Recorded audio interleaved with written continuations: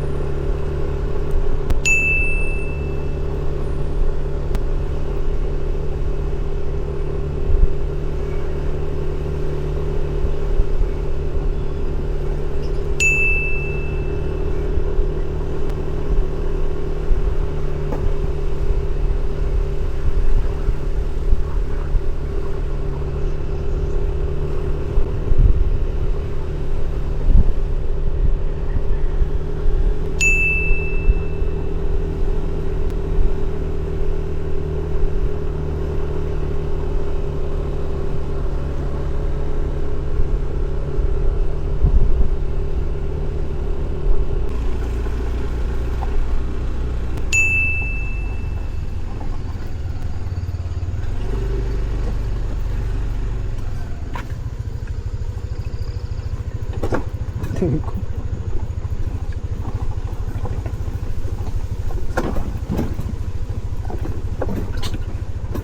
Rocky roads. Ooh, ooh.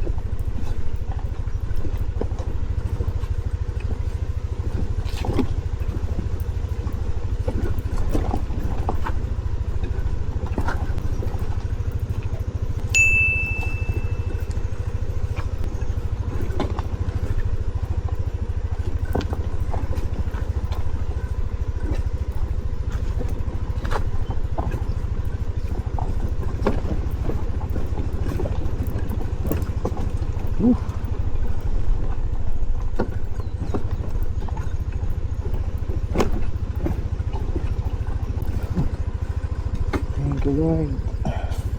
Ang lalaki ng bato eh. Whew.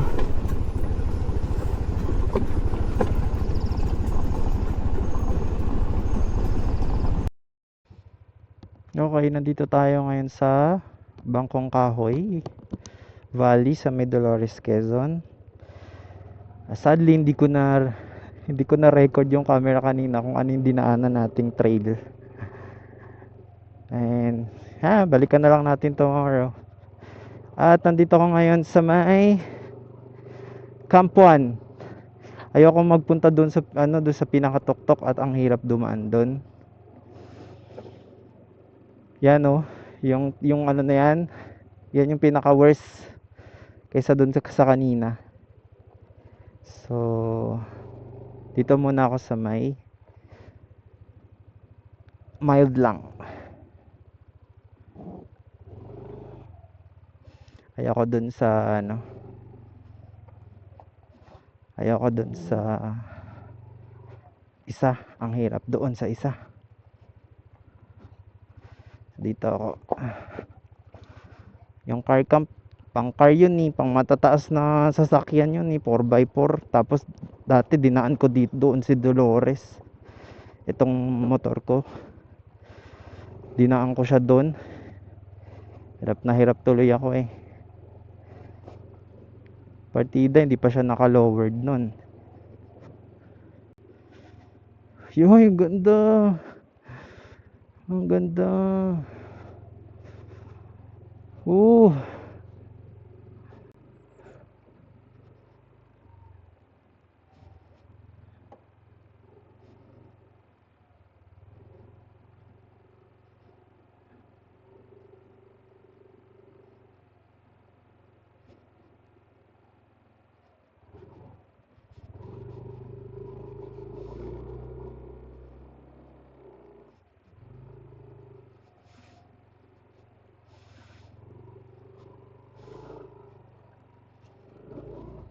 Lo.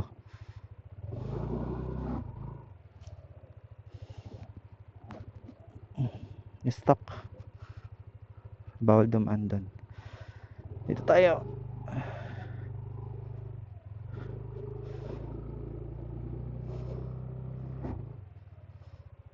Hindi kaya. Hindi kaya. Saan tayo doon? Hindi kaya doon eh. Ito ako dadaan. Ikot ako.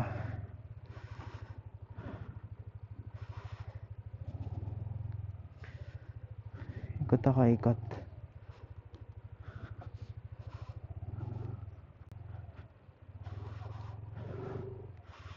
Laging may paraan. Pag gusto mo, may paraan. O, di ba? Oh.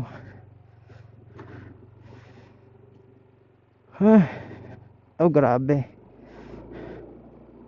Kawawa naman si Dolores.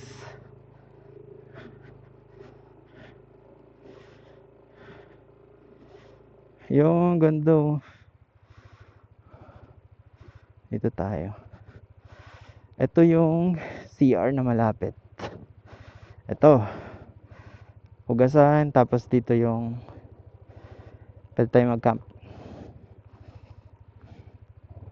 Dito tayo magka-camp. Malapit sa bonfire. Hindi ko kaya na pumunta dun eh. Meron yan dun sa pinakataas eh. Yung patag, pinakamalaking malapad na patag. Kaso ang hirap dun. Baka sumemplang tayo. Dito na lang tayo para malapit sa bonfire. May upuan. Dito ko. Solo ko to. Ganda ng view. Mount Banahaw. Hindi natin makita yung Mount Cristobal kasi Mount Cristobal nandito siya sa likod nito. Ito yan yung Mount Cristobal. Kaso hindi natin siya makita. Ang makikita natin yan pag nagpunta kayo dun sa pinakataas. Layo nun eh. Siguro mga 500 meters. Layo. So dito na lang okay na to dito. Sapat na to dito.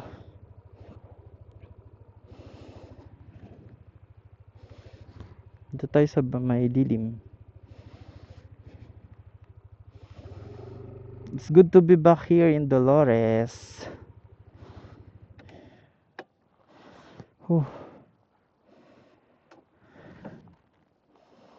It's good to be back. Ganda. Alright, as you can see, ito yung ating environment ngayon sa pagsiset up ng So kanina in-unload ko na yung mga gamit ko para isiset ko na yung tent. And good thing at maaraw, pinagbigyan tayo ni Lord. Tapos si Kuya, binigyan pa tayo ng mga kahoy. Panggatong mamaya kasi tayo magbo-bonfire. And as you can see din, tayo lang yung tao dito sa campsite. Ito talaga gusto kong pinili kong kasi dun sa taas, nanggaling na ako dun sa taas eh. Ang ayoko lang doon, hindi talaga siya pang motor, hindi siya pang motocamp. Kasi bakit? Kasi yung daanan doon, hindi siya motor friendly. Hindi siya motorcycle friendly, gawa ng daanan. So ngayon, doon siguro pwede doon smooth ang doon pag ang dala mo is mga mga 4x4 na sasakyan o matataas na ground yung clearance. Anyway, set up na tayo, in-unload ko na. So una kong gagawin, mabilis lang to kasi makulimlim. Alam naman nating may bagyong dadating. So quick setup lang gagawin natin. Nga pala, itong nakikita niyong bundok sa una natin, yan ay Mount Banahaw. Ang lapit, no? Tapos dito yung nasa likod, hindi natin kita pero pag nandoon ka sa kabilang campsite, ang bundok na yun is Mount Cristobal. Diba? Valley kasi ito ang tawag dito ay Bangkong Kahoy Valley. Pag sinabing valley, pagitan siya ng dalawang bundok, nasa gitna siya. Diba? Kumbaga catch basin siya. Siya yung pinaka nasa gitna. Matawag doon? Singit. Siya yung singit ng dalawang bundok. Patayan. Sige, set up naman ito. Unahin ko yung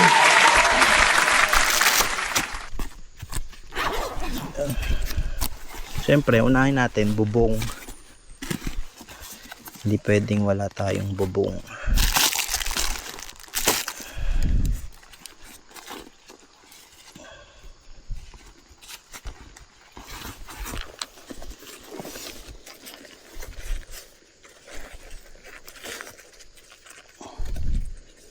Ayan, tatanggalan ng bule. Abot-abuti pa ng siyam-siyam. Hala, ayaw niya matanggal. Hindi ko na nga ito ibubuhol. Hala, paano ito? Yun. Ito muna.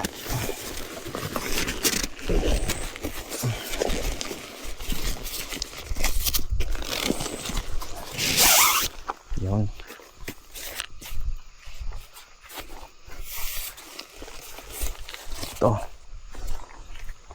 Ito ay canopy. Ang canopy magsisilbing shelter natin. So yung canopy ko, kinabit ko na yung pegs. Ito yung pegs. Ilagay ko na rin yung paracord para iano na lang natin. Isi-set up ng mabilis at madali. Diba? Less hassle, hindi pa ako sa oras, may enjoy pa natin yung nature. Naisip ko dito magtayo, dito ko itatayo yung tent para facing tayo doon. Tapos dito yung bonfire mamaya. Dito ako magluluto, doon ako matulog. Okay, lagay ko lang muna ito dito. Kunin ko lang yung pole. Ito yung ating pole. Aluminum alloy pole na sobrang durable.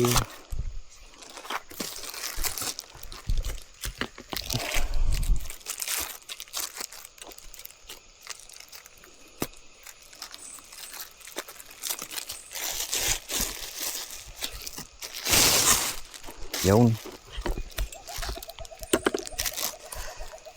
Tapos wala akong ibang gagawin dito kundi mag-relax. Bakit? Kasi walang signal. Kahit anong network, walang signal. Walang internet. Nagdala ako ng libro para may babasahin ako mamaya habang lilibang ako. Pero wala. Wala tayong gagawin kundi mag-relax. Ito ang aking pole. Aluminum alloy pole. Yan, sobrang tibay niyan. At nilagay ko na yung supporter niya sa pinakababa. Ito yon. Itong bakal na to. Para madali siyang tatayo mamaya. Kasi lalagyan natin siya ng pegs. Yan. Ito din.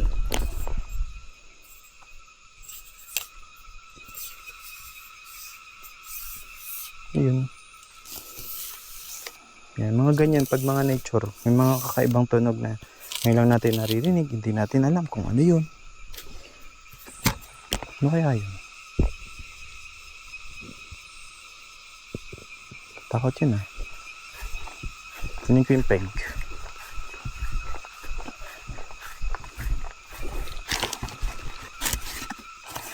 Gusto ko dito kasi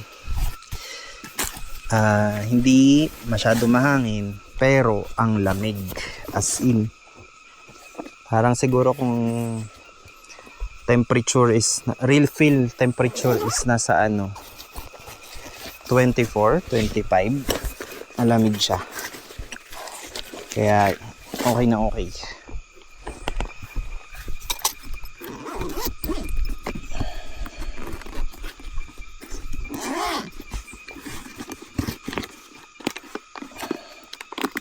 At huwag kakalimutan ang martilyo.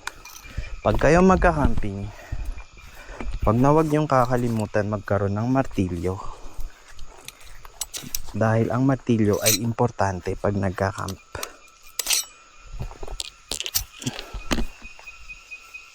Ano kaya yun? Hindi ako pepesto dito sa mga puno kasi may mga bunga nagbabagsakan. Takot. Tsaka ayoko din madumihan yung canopy kasi yung katas ng bunga, pag dumikit na siya, natuyo siya dun sa canopy, nagmamantsa siya. Pangit.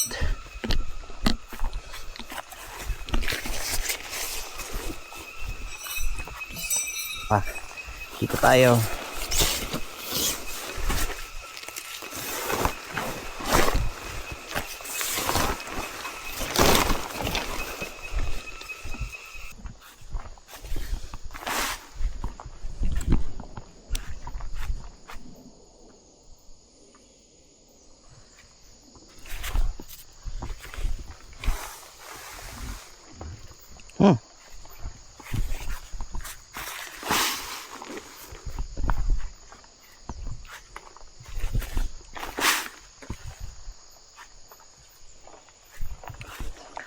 Okay.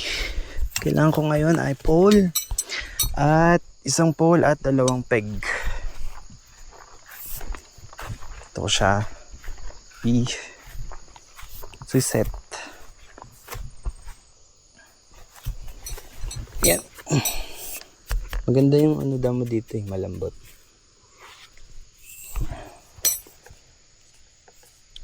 Okay. Yung pole ko may ganito. Tawag sa ganito is protection siya para sa kidlat.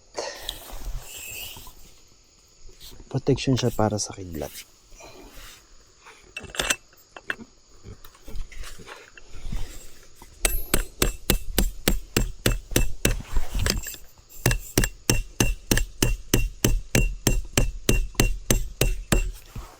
Okay. Ganda ng lupa dito. Hindi mahirap ipako.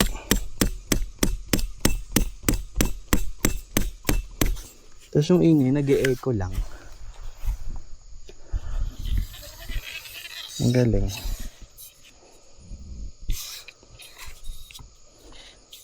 Gusto ko ganito kataas. Gusto ko ganito kataas yung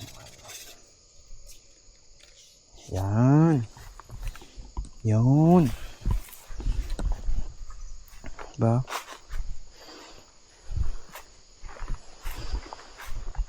Alam ko na. Para sakto yung ko. Ganito gagawin ko. Pako ko to. Ipapako ko muna to.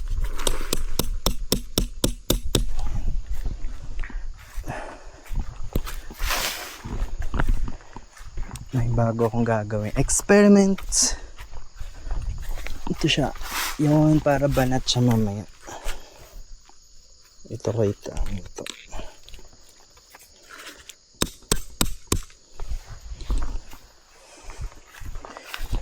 Yan. Tapos, dalawa ulit. Yan. Kunin ang pole.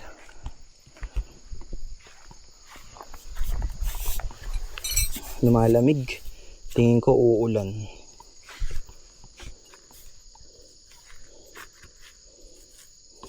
Yan. Allowance ng konti. Tapos, pukpok.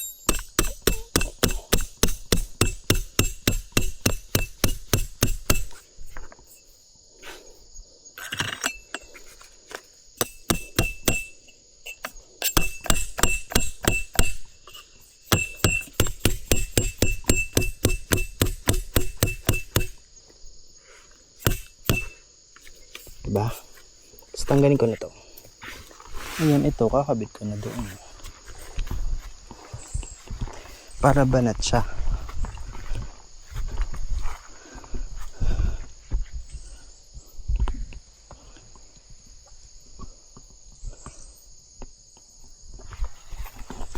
Para banat siya, banat. Tanggalin ko na. Nakabit ko na doon.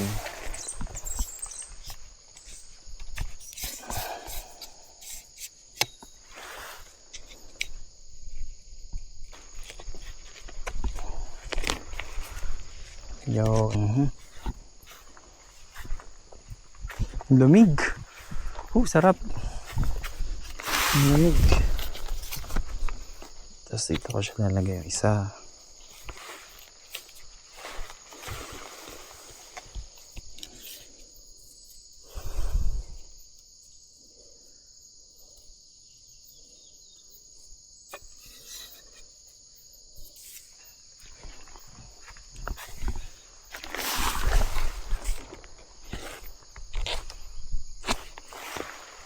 Okay.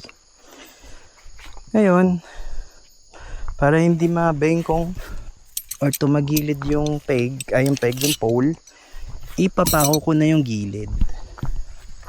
Ito ginagawa ko. Bago ko yan iset, ito muna. Nilalagyan ko na siya ng yun. Ganyan. Yan. Ito ko siya pa. Yan.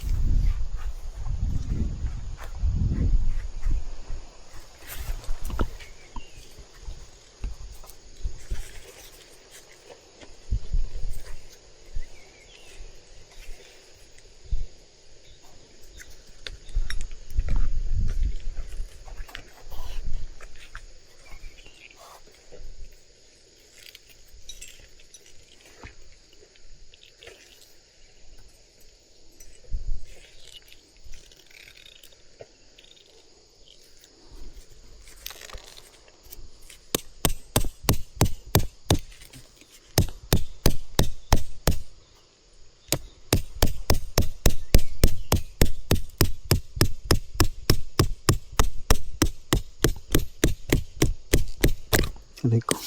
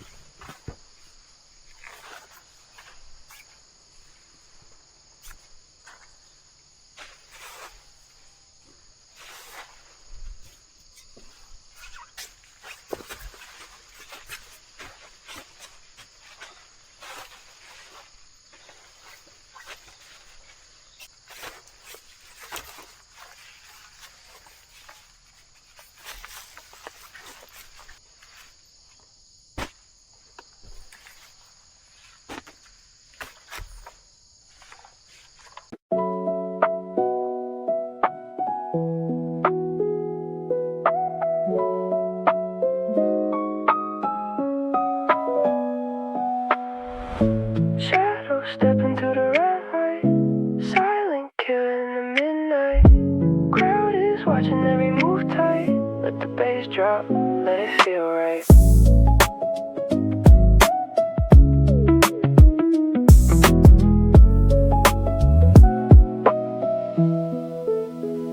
Started from the dust on the throne shape. Every single loss turns stone weight. Pressure on my chest, but I breathe slow. Colder than the rest, that's the steel glow. Eyes up on the prize, never blink twice. Paid the heavy price, now the chain ice. Darkness in the cup, but I stand tall. When they hear the knock, they already fall. Shadows stepping through the red light. Silent killer in the midnight. Crowd is watching every move tight. Let the bass drop, let it feel right.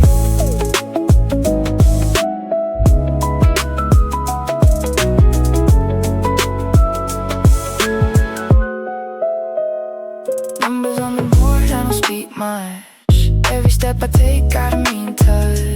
Heat is getting close, but I stay frost. Built it from the lows, never pay cost. F minor running deep in the bloodstream. Woke up from a sleep, now it's all dream. Let the speakers break, let the walls bend. Shadow on the pavement till the world ends. Shadow, step in. Shadow, step in. Silent killer in the midnight. Let the bass drop, let it feel right.